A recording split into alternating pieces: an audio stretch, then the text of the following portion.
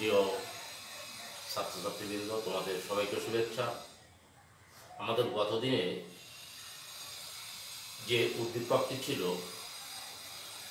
সেখানে প্রথমত কথা বলা হয়েছিল যে একটি প্রতিষ্ঠানে কর্মরত শ্রমিক কর্মচারীবৃন্দ তারা সারা জীবনব্যাপী সমহারে দক্ষতার পরিচয় দিতে পারেন না। এর জন্য বয়স বৃদ্ধিজনিত কারণ, শারীরিক অসুস্থজনিত কারণ, বিভিন্ন কারণে কিছু কিছু শ্রমিকের দক্ষতার পরিমাণ হ্রাস পায়। তাদেরকে আমরা কারখানা থেকে বিতাড়িত না করে কারখানার ক্ষতি পুষিয়ে নেওয়ার জন্যে যারা কম কাজ করবে তাদেরকে কম মজুরি প্রদান, আবার যারা বেশি কাজ করছে তাদের উৎসাহিত করার জন্য বেশি মজুরি প্রদান, এমন একটি সৃজনশীল সমস্যার সমাধান আমরা করেছিলাম, যাকে আমরা বলেছিলাম দক্ষতা ভিত্তিক মজুরি প্রদান পদ্ধতি অঙ্ক। আমরা আজকেও এমন আরও একটি সৃজনশীল সমস্যার সমাধান করব। সমাধানটি করার আগে আমি হোয়াইট বোর্ডের থেকে হোয়াইট বোর্ডে তোমরা আমি হোয়াইট বোর্ডের থেকে বলে দিচ্ছি, তোমরা হোয়াইট বোর্ডের থেকে উদ্দীপকটি তুলে নেবে। আসো আমরা উদ্দীপকটি দেখি। তোমরা হোয়াইট বোর্ডে থেকে উদ্দীপকটি তুলে নাও। দেখো উদ্দীপকটি আছে এ, বি ও সি একটি উৎপাদনকারী প্রতিষ্ঠান, যাদের ঘন্টা প্রতি মজুরি 5 টাকা। প্রমাণ উৎপাদনের নিচে 60%, ঊর্ধ্বে 110% মজুরি প্রদান করা হয়। সপ্তাহে 40 ঘন্টা কাজ হয়। ঘন্টায় উৎপাদন 20 একক। শ্রমিকদের প্রকৃত উৎপাদন এ 800, উপরে একক লেখা আছে, বি 900, সি 700। করণীয়: সাপ্তাহিক প্রমাণ উৎপাদন, খ একক প্রতি মজুরি, গ শ্রমিকদের দক্ষতা পরিমাপ করো। উদ্দীপক লেখার পরে প্রাথমিকভাবে আমার আরো কিছু কথা শোনো। এখানে দেখো প্রমাণ উৎপাদনের নিম্নের দক্ষতা হার দেওয়া আছে, ঊর্ধ্বের দক্ষতা হার অর্থাৎ মজুরির হার দেওয়া আছে, কিন্তু সম হলে সেক্ষেত্রে কি হবে এরূপ কোনো কথা বলা নাই। তাহলে কোন শ্রমিক যদি প্রমাণ উৎপাদনের সমান করে তাকে আমরা কি হারে মজুরি প্রদান করব? যখন নিম্নের হার দেওয়া থাকে, ঊর্ধ্বের হার দেওয়া থাকে, সমহার থাকে না, তখন কোন শ্রমিক যদি সমহারে কাজ করে তাকে আমরা 100% অর্থাৎ স্বাভাবিক মজুরি প্রদান করব। তাহলে আমরা এই জিনিসটাই শিখলাম। ঊর্ধ্ব হারে কাজ করলে তার জন্য হার দেওয়া থাকবে, নিম্ন হারে কাজ করলে তার জন্য হার দেওয়া থাকবে। ঊর্ধ্ব এবং নিম্ন হারে জায়গায় সমহার দেওয়া না থাকলে প্রমাণ উৎপাদনের সমান যদি কেউ কাজ করে তাকে আমরা সমহারে মজুরি প্রদান করব। আমরা এখন সমাধান করব। কথায় আমাদের কাছে চাইছে সাপ্তাহিক প্রমাণ উৎপাদন। তোমরা লক্ষ্য করছো এক সপ্তাহে 40 ঘন্টা কাজ হয়, সেখানে আবার বলা আছে ঘন্টায় উৎপাদন 20 একক। তার মানে 40 ঘন্টায় কত একক উৎপাদন হবে। এজন্যে আমরা ঐকিক নিয়মেও এটা বুঝে নিতে পারি। ঐকিক নিয়মে তাই হতে পারে, 1 ঘন্টায় উৎপাদন হয় 20টি, অতএব 40 ঘন্টায় উৎপাদন হয় 20 গুণ 40, 800 একক। তাহলে আমরা লিখি সাপ্তাহিক প্রমাণ উৎপাদন সমান সমান সাপ্তাহিক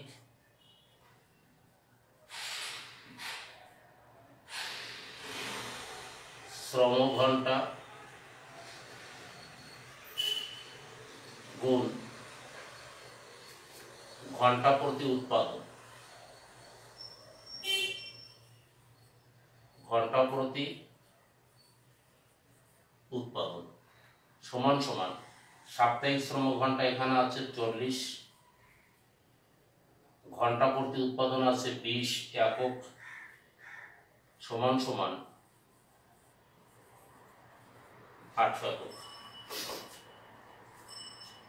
800 একক। তাহলে আমরা এর মধ্যে পেয়ে গেলাম সাপ্তাহিক প্রমাণ উৎপাদন। সাপ্তাহিক প্রমাণ উৎপাদন হলো আমাদের 800 একক। দাগ নম্বর ফতে আমাদের কাছে চেয়েছে একক প্রতি মজুরি হার। তাহলে আমরা দেখলাম একক প্রতি মজুরির হার নির্ধারণ করতে গেলে এখানে আমাদের বের করতে হবে স্বাভাবিক মজুরি হার, নিম্ন কার্যহারের মজুরি, ঊর্ধ্ব কার্যহারের মজুরি। তোমরা খতের সমাধান করার জন্য প্রস্তুত হও। দেখো সমাধান খ, একক প্রতি মজুরি হার। একক প্রতি মজুরি হার, একক প্রতি মজুরি হার লেখার পরে রোমান সংখ্যার 1 দিয়ে লেখো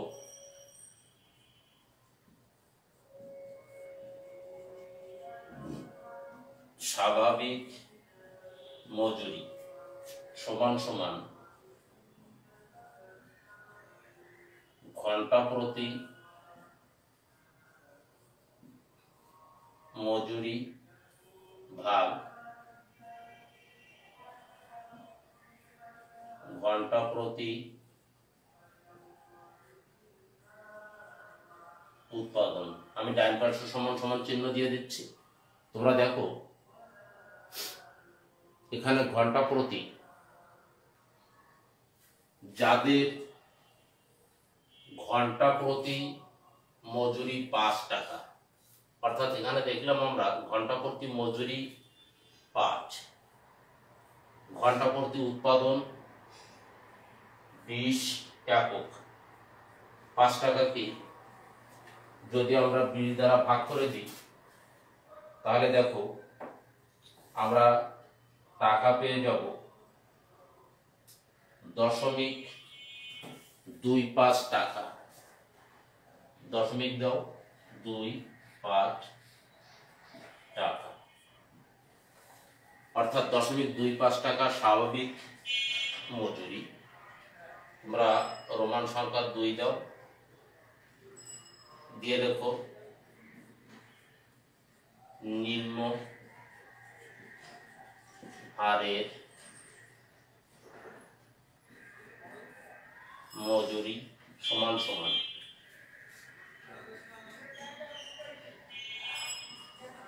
স্বাভাবিক মজুরি গুণ প্রদত্ত হার সমান সমান স্বাভাবিক মজুরি আমাদের আছে 0.25 টাকা, গুণ প্রদত্ত হার দেখো আছে 60%, সমান সমান সমান সমান হলে 0.25কে যদি তুমি ক্যালকুলেটরে হিসাব নিকাশ করো তাহলে টাকা পাবে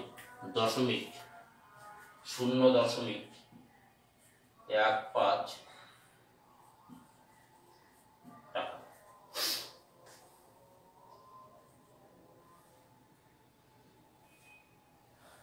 আমাদের জায়গা স্বল্পতার জন্য এখানে আমি উপরে চলে যাচ্ছি রোমান সংখ্যা 3কে নিয়ে। তোমরা এমনি তোমাদের খাতায় স্বাভাবিকভাবে লিখে নাও রোমান সংখ্যার 1 2 3। 3-এ যে আমরা ঊর্ধ্ব হারের মজুরি নির্ধারণ করছি, ঊর্ধ্ব হারের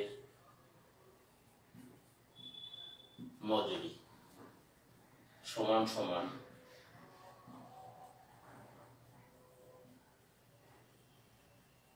স্বাভাবিক হার বা স্বাভাবিক মজুরি গুণ প্রদত্ত হার। স্বাভাবিক দেওয়া আছে 0.25 টাকা, প্রদত্ত হার দেওয়া আছে 110%। আবারও তোমাদের ক্যালকুলেটরে সহযোগিতা নিতে হবে। ক্যালকুলেটরে যদি তোমরা 110% করো তাহলে টাকা পাবে 0.275 টাকা, 0.275 টাকা। আমরা 3টে হার পেয়ে গেলাম। স্বাভাবিক মজুরি হার পেলাম 0.25 টাকা, নিম্ন হারের মজুরি পেলাম 0.15 টাকা, ঊর্ধ্বের মজুরি পেলাম আমরা 0.275 টাকা। আমাদের এর মাধ্যমে মজুরি হার বের হলো। এখন আমরা নির্ধারণ করতে চাচ্ছি শ্রমিকদের দক্ষতা সীমা। শ্রমিকদের দক্ষতা কেমন আছে? শ্রমিকদের দক্ষতার ক্ষেত্রে তোমরা লেখো সমাধান গ।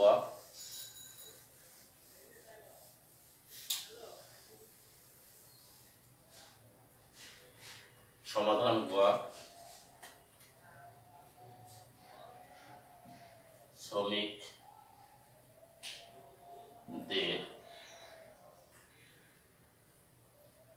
দক্ষতা সীমা। এখানে আমরা ছকটা তৈরি করব। 3 জন শ্রমিক আছে,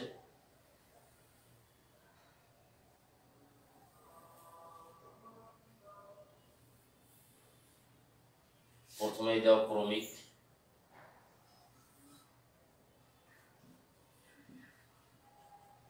দাও নাম, দাও প্রমাণ উৎপাদন,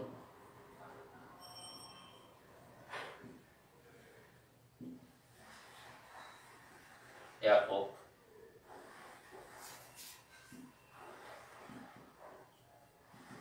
প্রকৃত উৎপাদন,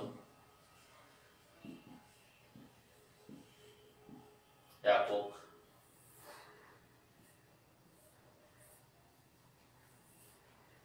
মন্তব্য। ক্রমিক 1 2 3, শ্রমিকদের নাম আছে এ বি সি। প্রমাণ উৎপাদন আমরা বের করেছিলাম 800 800 800। তাদের প্রকৃত উৎপাদন ছিল 800 900 700। তাহলে প্রমাণ 800, এ প্রকৃতভাবে উৎপাদনও করেছে 800। তাহলে এর ক্ষেত্রে আমরা বলতে পারি সে সমান, অর্থাৎ প্রমাণ উৎপাদনের সমান উৎপাদন করেছে।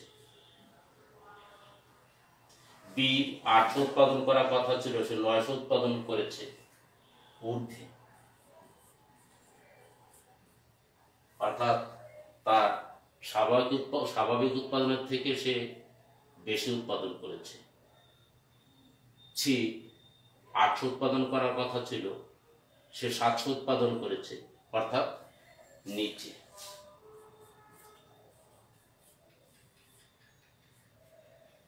তাহলে এর মাধ্যমে আমরা গোয়া দাগের সমাধানও পেয়ে গেলাম, অর্থাৎ আমাদের দক্ষতা ভিত্তিক মজুরির দ্বিতীয় অঙ্কর সমাধানও আজকে হয়ে গেল।